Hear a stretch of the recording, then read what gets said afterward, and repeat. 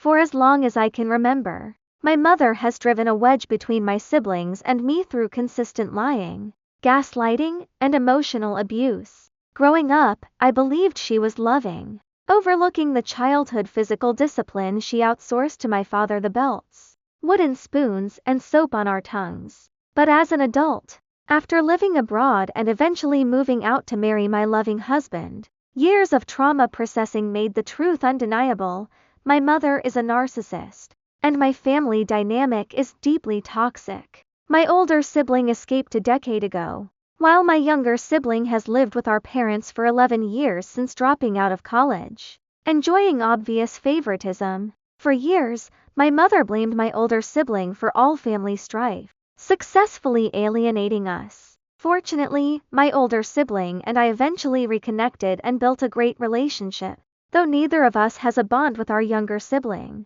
Because of my mother's endless manipulation, I began secretly recording family arguments nearly a decade ago purely to protect my sanity and keep a record of the truth, living in a one-party consent state. These voice notes became my ultimate shield. The breaking point came during my final visit to my parents' home. Before my husband and I left, I laid my cards on the table.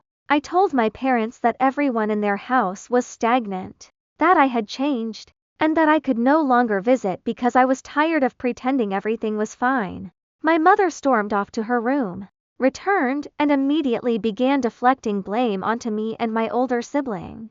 I firmly shut her down, telling her to leave my older sibling out of it. Who are we supposed to blame then for breaking this family apart? She demanded.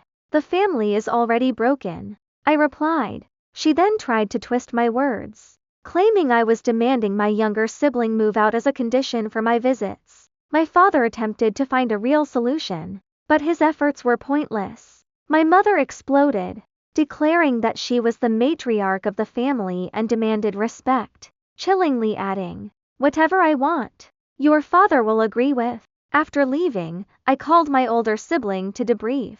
Angry, my older sibling texted our mother to confront her about blaming them again. Predictably, my mother lied, claiming I was the one who brought my older sibling up to attack them. When my older sibling told me this, I offered to send the voice note. Hearing our mother's actual words with their own ears was a total revelation, and my older sibling thanked me for revealing the truth. Later, during a screaming match on the phone, my older sibling dropped the hammer and told our parents about the recording. My father claimed his privacy was disrespected and declared that phones wouldn't be allowed in their house next time. That was the final confirmation I needed. There will be no next time. I have officially gone no contact, finally free from the lies.